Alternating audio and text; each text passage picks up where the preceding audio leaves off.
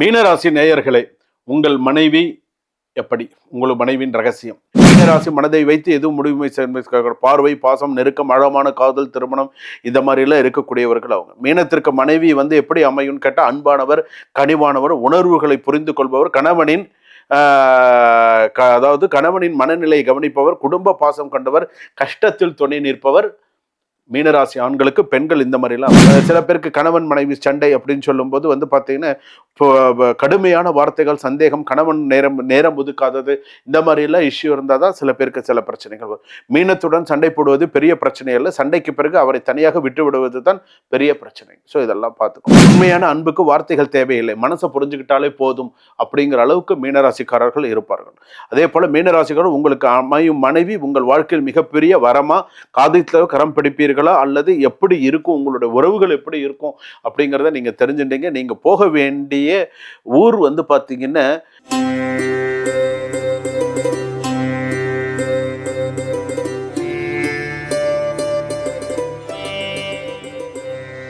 ஜனனி ஜென்ம சௌக்கியானாம் வர்தனை குலசம்பதாம் பதவி பூர்வ புண்ணியானாம் லிக்யதே ஜென்ம பத்திரிகா ஆதித்யாயச்ச சோமாய மங்களாய புதாயச்ச குரு சுக்ர சனிபியஸ்ச ராகவே கேதவே நமஹ. ஓம் வேதாத்மனாய வித்மஹே ஹிரண்ய கர்ப்பாய திமஹே தன்னோ பிரம்ம பிரஜோதயாது. நவகோள்களின் துணை கொண்டு உலகெங்கும் வாழக்கூடிய ஜோதிடர் யுகம் நேயர்கள் அனைவருக்கும் வணக்கம்.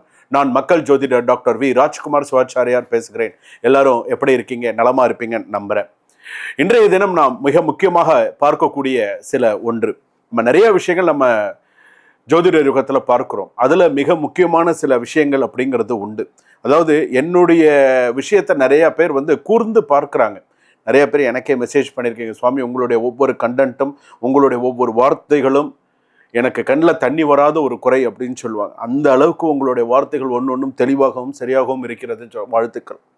இன்பமே சுழுக எல்லோரும் வாழ்க அப்படிங்கிறது தான் என்னுடைய கோட்பாடு. எல்லாரும் நன்னா இருக்கணும், மக்கள் எல்லாரும் இன்புற்று இருக்க வேண்டும், சந்தோஷமா இருக்கணும். இன்றைய தினம் நாம் பார்க்கக்கூடியது உங்கள் ராசிக்கு மனைவியின் ரகசியம். இது முக்கியமா எல்லா 12 ராசிக்குமே தெரிஞ்சுக்கணும். ஆண்கள் அத்தனை பேருமே தெரிஞ்சுக்கணும். ஸோ உன்னுடைய மனைவி எப்படி, உனக்கு விவாகரத்து ஆயிடுத்தா, அதாவது ராசி அப்படின்னு எடுத்துக்கும் போது உங்களுடைய திருமண வாழ்க்கை பற்றி நீங்கள் தெரிந்து கொள்ள வேண்டும். முக்கியமா ஒவ்வொருத்தரும் தெரிந்து கொள்ளக்கூடிய ஒன்று. உங்களுக்கு மனைவி காதல் திருமணமாக வருமா, நிச்சயிக்கப்பட்ட திருமணம் வருமா, அல்லது 25 வயசுலேருந்து 35 வயதுக்குள் திருமணம் நடந்த வாழ்க்கை நிலையாக இருக்குமா, 25 வயசுலேருந்து 35 வயசுக்குள்ள இப்படி கல்யாணம் பண்ணிட்டு அப்படின்னு சொன்னா அந்த வாழ்க்கை உனக்கு நிலையாக இருக்குமா, அல்லது மனைவி உங்களுடைய பலமா பலவீனமா எப்படி இருப்பாங்க, உனக்கு சில பேர் பக்கத்துணையா இருப்பாங்க, கேள்விப்பட்டிருக்கீங்களா? அந்த மாதிரி இருப்பாங்க. மாமியார் வீட்டில் உங்களுக்கு ஆதரவு இருக்குமா? சில பேருக்கு இருக்கும், சில பேருக்கு இருக்காது. ஏன் வந்தான்னு நினைச்சுப்பாங்க சில பேர். வந்துட்டானே அப்படின்னு நினைக்கிறவங்கலாம் இருக்காங்க. சில பேர் வாங்க வாங்க மருமகனேன்னு சிரிச்சுட்டே இருப்பாங்க. உள்ள ஏன்டி உங்க வீட்டுக்காருக்கு வேற வேலையே இல்லை, என்ன திடீர்னு நிற்கிறாரு அப்படின்னு சொல்லி கேட்பாங்க. ஒன்று வாயை திறந்து கேட்க முடியாது. ஒவ்வொருத்தருக்கும் ஒரு விதமா மாமியார் அமையிறது. சில பேருக்கு மாமியார் அம்மா மாதிரி அமைஞ்சிடும், அது வேற விஷயம். அடி வாங்குற மருமகனும் இருக்கான், அதுவும் இருக்கு, இல்லைன்னு சொல்ல முடியாது. அதே போல உங்களுக்கு அவங்களுடைய ஆதரவு இருக்குமா? நாத்தனார் உறவு எப்படி இருக்கும்? எந்த வயதில் கணவன் மனைவி சண்டை வரலாம்? எல்லாவற்றுக்கும் வீடியோவில் நீங்க கடைசி வரைக்கும் நீங்க பார்க்கலாம். பார்த்தால் எந்த ஆலயம் கூட செல்லலாம். ஒரு கணவன் மனைவி அப்படின்னு இப்போ ஒரு ராசிக்கு எடுத்துக்கிறோம். இப்போ ஒரு மேஷ ராசிக்குன்னு எடுத்துக்கிறோம். அஸ்வினி பரணி கிருத்திகை 1ஆம் பாதம் வரையில மேஷ ராசி. அப்ப அந்த மேஷ ராசி கணவன் மனைவி ஒற்றுமையாக இருக்க வேண்டும், நன்னா இருக்கணும் அப்படின்னு சொன்னா எந்த ஆலயம் போகணும்? இப்போ கல்யாணம் நடக்கிறதுக்கு ஒரு கோயிலுக்கு போறீங்களா? கல்யாணம் நடக்கணும்னு சில கோயிலுக்கு போறீங்க, திருமணம் சரி போறீங்க, எதுக்கு போறீங்க? கல்யாணம் ஆகணும் அப்படின்னு சொல்லிட்டு போறீங்க. நித்திய கல்யாண பெருமாள் கோவிலுக்கு போறீங்க. இந்த ஈசிஆர்ல இருக்க நிறைய பேர் மாலையெல்லாம் போட்டு சுவாமிக்கெல்லாம் தரிசனம்லாம் பண்ணிட்டு வரீங்க. எதுக்காக? நல்ல மனைவி கிடைக்கணும், நல்ல கணவர் கிடைக்கணும் அப்படின்னு சொல்லி நீங்க போறீங்க, ரைட். ஆனா அந்த கிடைக்கக்கூடிய வாழ்க்கை கொஞ்ச நாள்ல ஆனதுன்னு ஒரு 5 வருஷம் 10 வருஷம் 12 வருஷம் ஒன்னா இருந்து திடீர்னு அந்த உறவு கசந்து போயிடுறது. குழந்தைகள்லாம் வந்தும் சில மனைவிகள் என்ன பண்ணிடுறாங்க, கணவருக்கு தெரியாமல் வீட்டை விட்டு ஓடி போயிடுறது, ரிலேஷன்ஷிப்ல இருக்கிறது தெரிய அதுக்கப்புறம் குழந்தைகள் ஒரு பக்கம், இவங்க ஒரு பக்கம், நம்ம நிறைய விஷயங்கள் இதுலலாம் பார்த்துன்றோம். அப்போ உன்னுடைய ராசிக்கு உன் மனைவியின் ரகசியம் என்ன? இது அவசியம் நீ தெரிஞ்சுக்கணும். உன்னுடைய வாழ்க்கையில நீ எப்படி இருக்க, உன் பொண்டாட்டிங்கிற ஸ்தானம் உன் ஜாதகத்துல எப்படி இருக்கு? இன்னைக்கு அமையறதெல்லாம் இன்னைக்கு நிறைய பேர் இன்னைக்கு லவ் மேரேஜே பாத்தீங்கன்னா இன்னைக்கு நிறைய பிரச்சனையில இருக்கு. இன்னைக்கு லவ் மேரேஜே நிறைய பிரச்சனையில இருக்கு. காதல் திருமணம் செய்தவர்கள் கூட ஒரு கட்டத்துல பிரிஞ்சு போயிடுறாங்க. சார் நான் லவ் மேரேஜ் பண்ணினேன், இன்னைக்கு மனைவி வந்து புரிஞ்சுக்காம இன்னைக்கு ஒரு சண்டையில இந்த மாதிரி இருக்கு அப்படின்லாம் இன்னைக்கு நிறைய பேர் சொல்றாங்க. அந்த புரிதல் இல்லாம போயிடுது. அப்போ உன்னுடைய ராசிக்கு எப்படி இருக்கு, இதை தான் நம்ம பார்க்க போறோம். 12 ராசிக்கு வாங்க வீடியோக்குள்ள போவோம். கடைசி வரைக்கும் வீடியோ ஸ்கிப் பண்ணாம பாருங்க. எந்தெந்த இடத்துல என்னென்ன விஷயங்கள் சொல்லியிருக்கேன், எப்படி சொல்லியிருக்கேன், எல்லாமே நீங்க தெரிஞ்சுக்கலாம். உங்கள் மனைவியின் ரகசியம் உங்கள் ராசிக்கு பார்க்கலாமா? வாங்க வீடியோக்குள்ள போகலாம். கடைசி வரைக்கும் ஸ்கிப் பண்ணாம பாருங்க. நடுவில் ஏதோ சந்தேகம் இருந்தால் இமிடியேட்டா என்ற ராசிக்கு ஃபோன் பண்ணி கேளுங்க. வாழ்க வளமுடன். மீன ராசி நேயர்களே, உங்கள் மனைவி எப்படி, உங்கள் மனைவியின் ரகசியம். காதல் திருமணம் உண்மையிலேயே லவ் மேரேஜ் நடக்க, உத்திரட்டாதி நட்சத்திரம்லாம் தீவிரமாக லவ் பண்ணி கல்யாணம் பண்ணிக்கிறவங்களாம் இருக்கீங்க. புரட்டாதி நட்சத்திரம் கும்பராசி, கல்யாணம் வேணாம் வேணாம் வேணான்னு சொல்லி கல்யாணம் பண்ணுறவங்களாம் இருக்கீங்க. கல்யாணமே வேண்டாம், பொண்ணே வேண்டாம்னு சொல்லிட்டு கல்யாணம் பண்ணுறவங்களாம் இருக்கீங்க.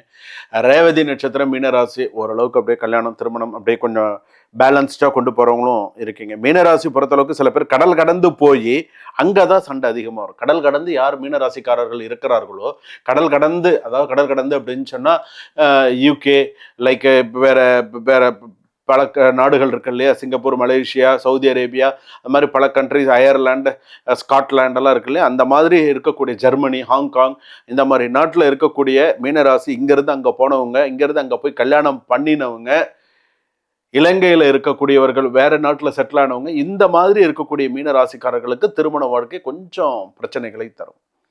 இங்கே இருக்கிறவங்களுக்கு சில பிரச்சனைகள் இருந்தாலும் சில ஏதோ அப்படி இப்படி ஓடி போய்டும்னு வச்சுக்கோங்களேன். விவாகரத்து அது இதுன்னு வந்தால் கூட ஏதோ சில விஷயங்கள் சமாளிச்சிடும். ஆனால் அங்கே இருக்கிறது அது ரொம்ப தீவிரமாக இருக்கும்.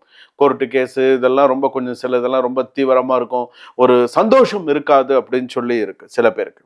அதே இங்கே இருக்கிறவங்களுக்கு அந்த மாதிரி கிடையாது. இந்த ஊரில் நான் இங்கே இருக்கேன், நான் இங்கே தான் இருக்கேன் அப்படின்னு சொல்கிறவங்களுக்குலாம் இருக்கேன். மீனராசி மனதை வைத்து எதுவும் முடிவு பார்வை, பாசம், நெருக்கம், ஆழமான காதல், திருமணம், இந்த மாதிரிலாம் இருக்கக்கூடியவர்கள் அவங்க. மீனத்திற்கு மனைவி வந்து எப்படி அமையும்னு கேட்டால் அன்பானவர், கனிவானவர், உணர்வுகளை புரிந்து கொள்பவர், கணவனின் அதாவது கணவனின் மனநிலையை கவனிப்பவர், குடும்ப பாசம் கொண்டவர், கஷ்டத்தில் துணை நிற்பவர். மீனராசி ஆண்களுக்கு பெண்கள் இந்த மாதிரிலாம் அமையும். மீன கணவனுக்கு மனைவி என்ற உறவை விட மனதை புரிந்து கொள்ளும் உயிராக துணை முக்கியம் அப்படின்னு சொல்லும். 96% பலமாக அமையும், அப்புறம்தான் பலவீனம். 96% பலமாக அமையும். மனைவி அமையும் திசை அப்படின்னு சொன்னா வடக்கு திசை, வடகிழக்கு திசை, அதே போல வந்து இந்த மாதிரி திசையில அமையும். சில பேருக்கு கிழக்கு திசையில அமையும், சில பேருக்கு வந்து தெற்கு திசையில அமையக்கூடிய வாய்ப்புகள் உண்டு. சில பேருக்கு சொந்தத்தில் அமையும், சில பேருக்கு வந்து பார்த்தீங்கன்னா சொந்தம் இல்லாமல் அமையும், சொந்தம் இல்லாமல் தூரத்து சொந்தமாக கூட சில பேருக்கு அமையும். சில பேருக்கு கணவன் மனைவி சண்டை அப்படின்னு சொல்லும்போது வந்து பார்த்தீங்கன்னா கடுமையான வார்த்தைகள், சந்தேகம், கணவன் நேரம் ஒதுக்காதது, இந்த மாதிரி எல்லாம் இஷ்யூ இருந்தால் தான் சில பேருக்கு சில பிரச்சனைகள் வரும். மீனத்துடன் சண்டை போடுவது பெரிய பிரச்சனை இல்லை, சண்டைக்கு பிறகு அவரை தனியாக விட்டு விடுவது தான் பெரிய பிரச்சனை. ஸோ இதெல்லாம் பார்த்துக்கணும். அதே போல 25-28 வயசுல கல்யாணம் பண்ணினா காதல் உணர்வு அதிகம், எதிர்கால கனவுகள் இதெல்லாம் அதிகமா இருக்கும். 29-31 வயசுல கல்யாணம் பண்ணினா திருமண உறவு வலுப்படும் அப்படின்னு சொல்லுவாங்க. 32-35 வயசுக்குள்ள குடும்ப எதிர்கால திட்டம் இதெல்லாம் சிறப்பா இருக்கும். சில பேருக்கு வந்து 36-40, சில பேர் வந்து இதுல இருதார யோகமும் இருக்கும்.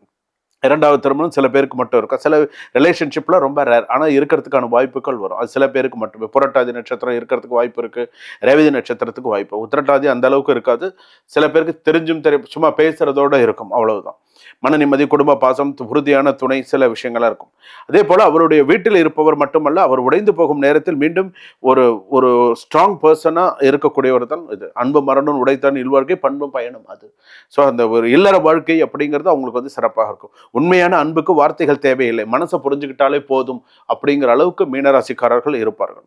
அதே போல மீனராசிக்காரர் உங்களுக்கு அமையும் மனைவி உங்கள் வாழ்க்கையில் மிகப்பெரிய வரமா, காதலில் கரம் பிடிப்பீர்களா, அல்லது எப்படி இருக்கும், உங்களுடைய உறவுகள் எப்படி இருக்கும் அப்படிங்கிறத நீங்க தெரிஞ்சுட்டீங்க. நீங்க போக வேண்டிய ஊர் வந்து பாத்தீங்கன்னா நீங்க கொடுமுடி அப்படின்னு ஒரு ஊர் இருக்கு. கொடுமுடி கேள்விப்பட்டிருப்பீங்கன்னு நினைக்கிறேன். அந்த கோயிலுக்கு போயிட்டு வந்தேன்னு சொன்னா திருமண வாழ்க்கை, திருமணம் சம்பந்தப்பட்டது சிறப்பாக இருக்கும் அப்படின்னு சொல்லி அங்கேயும் போகலாம். இன்னொரு கோவில் வந்து எங்க இருக்கு அப்படின்னு சொன்னா திருவிற்களம் அப்படின்னு சொல்லுவாங்க. திருவிற்களம் அப்படின்னு சொல்லி ஒரு ஊர். இந்த 2 கோவில்ல ஏதாவது ஒரு கோவில் மீனராசிக்கு சிறப்பான ஒரு கோவில். கணவன் மனைவி பிரிஞ்சிருக்கீங்களா, சண்டையில பிரிஞ்சிருக்கீங்களா, ஏதாவது ஒரு ப்ராப்ளமா, சின்ன சின்ன மிஸ் அண்டர்ஸ்டாண்டிங் வருதாச்சோ உடனே இந்த கோவிலுக்கு போயிடும். உங்களுக்கு ஏதாவது சந்தேகம் இருந்தால் உடனே எனக்கு ஃபோன் பண்ணி கேளுங்க, நான் உங்களுக்கு சொல்றேன். கணவன் மனைவி, அதாவது அர்த்தநாரீஸ்வரர் மாதிரி கணவனுக்கு எப்படி சிவன் பார்வதி எப்படி அர்த்தநாரீஸ்வரராக இருக்காங்க, அந்த மாதிரி கணவன் மனைவி அப்படிங்கிறது இருக்கும். அது சில பேருக்கு வராமல் அமைஞ்சிருக்கு, சில பேருக்கு வராமல் அமைஞ்சிருக்கு. என்ன பண்ணுறது, அது நம்மளுடைய தலையெழுத்து அப்படின்னு நினச்சிக்கணும், அவ்வளோதான். ஏன்னா கணவன் மனைவி உறவு அப்படிங்கிறது மிகப்பெரிய உறவு. திருமண பந்தம் எதுக்கு அம்மி மிதித்து அருந்ததி பார்த்து எவ்வளவோ விஷயங்கள் பார்த்து சுற்றம் சூட திருமணம் செஞ்சு வைக்கிறாங்க. காலத்துல பயிர் செய்யணும், ஆயிரங்காலத்து பயிரெல்லாம் எதுக்காக முன்னோர்கள் சொல்லியிருக்காங்க. இதெல்லாம் நல்லபடியாக தன் கண் இருக்கும்போதே பேரம் பேத்தி எல்லாம் கணவன் பிள்ளைங்கள்லாம் நல்லா இருக்காங்களா அப்படின்னு சந்தோஷமா பார்க்கறது தான் பெரிய விஷயம். இது இல்லாம எப்போ அந்த ஒரு பொண்ணு கண்ணை கசக்கின்றோ, அந்த ஒரு பையனுடைய வாழ்க்கை சரியில்லாமையோ, அந்த பொண்ணுடைய வாழ்க்கை சரியில்லாமையோ இருக்கும் பொழுது அவங்களுடைய பெற்றோர்களோட மனநிலை நினைச்சு பாருங்களேன். என்ன தெரியுமா நினைப்பாங்க, நம்ம இருக்கும்போதே இந்த மாதிரி ஆயிடுச்சே, நம்ம காலத்துக்கு அப்புறம் இவங்க எப்படி வாழ போறாங்க, எப்படி பண்ண, அவங்களுக்கு அதுவே ஒரு மிகப்பெரிய மன உறுத்தலாகவும் ரொம்ப பெரிய விஷயமா. இதைத்தான் நாங்கள் ஜாதகத்தில் நான் பார்த்து சொல்லும் பொழுது, உன் ஜாதகத்தில் புத்திர சோகம் வேற, புத்திர தோஷம் வேற. புத்திர தோஷம் இருந்தால் அதுக்கு தனி பலன், புத்திர சோகம் இருந்தால் குழந்தை, சில பேர் சூசைட் பண்ணிடுவான், பார்த்துருக்கீங்களா? கல்யாணம் பண்ணி சில பேர் சூசைட் பண்ணி போறவன்லாம் இருக்கான், தூக்கிட்டு தொங்குறது, விஷத்தை குடிச்சிட்டு சாகிறது, கேள்விப்பட்டிருக்கீங்களா? அதுக்கு பேர் தான் புத்திர சோகம். ஐயோ என் பிள்ளை இழந்துட்டு நிற்கிறேனே, ஐயோ என் மகளை இழந்துட்டு நிற்கிறேனே, கேள்விப்படுறோமா இல்லையா? ஜாதகத்தை ஒரு முறை பார்த்துக்கோங்க. நீங்க இந்த 12 ராசிக்கும் நிறைய விஷயங்கள் சொல்லியிருக்கேன். உங்களுடைய ராசிக்கு நீங்க ஒரு தடவை அப்பாயின்மெண்ட் ஃபிக்ஸ் பண்ணி ஜாதகம் பார்த்துக்கோங்க. சுபம், வாழ்க வளமுடன். இதுவரையில் நாம் பார்த்தது 12 ராசிக்கான உங்கள் ராசிக்கு மனைவியின் ரகசியம். இது பொதுவான ராசி பலன்கள். இப்போ நான் சொல்லியிருக்கிறது எல்லாமே பொதுவான ராசி பலன். இதுவே 100% எல்லாருக்கும் பலிக்கும். அதையும் நான் சொல்லிடுறேன். 100%ல் 200% பலிக்கும். உங்களுக்கு ஏதாவது சந்தேகம் இருந்தால் உங்களுடைய சுய ஜாதகத்தை ஒரு முறை பார்த்து உங்களுடைய ஜாதகத்தை தீர பார்க்கணும். மனைவின்னா அந்த மனைவி ஸ்தானத்தை மட்டும் வச்சுப்பார் எப்படி இருக்கு. சில பேர் கணவர் வெளிநாட்டில் இருப்பாங்க, மனைவி சென்னையில் இருப்பாங்க, இல்லை வேற ஏதாவது ஒரு ஊரில், தமிழ்நாட்டில் வேற ஏதாவது ஊரில் இருப்பாங்க. கணவன் அங்கேருந்து சம்பாரிச்சுட்டு இருப்பாங்க. இங்கே மனைவி போகிற போக்கே சரியா இருக்காது. இதெல்லாம் நிதர்சனமான கணவனுக்கு தெரிய வரும்போது அந்த குடும்பத்தில் எவ்வளோ பிரச்சனைகள், அது ஒரு சமூக பிரச்சனையாக எவ்வளோ பெரிய விஷயமா வருது. பேசி தீர்க்க வேண்டிய இடத்துல கொலை வரைக்கும்லாம் போகக்கூடிய சமாச்சாரங்கள்லாம் நம்ம நிறைய இன்றைய சூழ்நிலையில் பார்த்துட்டு இருக்கோம். எவ்வளவோ விஷயங்கள்லாம் பார்க்குறோம். அதனால உங்களுடைய சுய ஜாதகத்தை பார்த்தேன்னா உங்களுக்கு எப்படிங்கிறது, உங்கள் மனைவி எப்படி, உங்களுடைய மனைவி ரகசியம் என்ன அப்படிங்கிறத நீங்கள் தெரிஞ்சுக்கலாம். சுபம், வாழ்க வளமுடன்.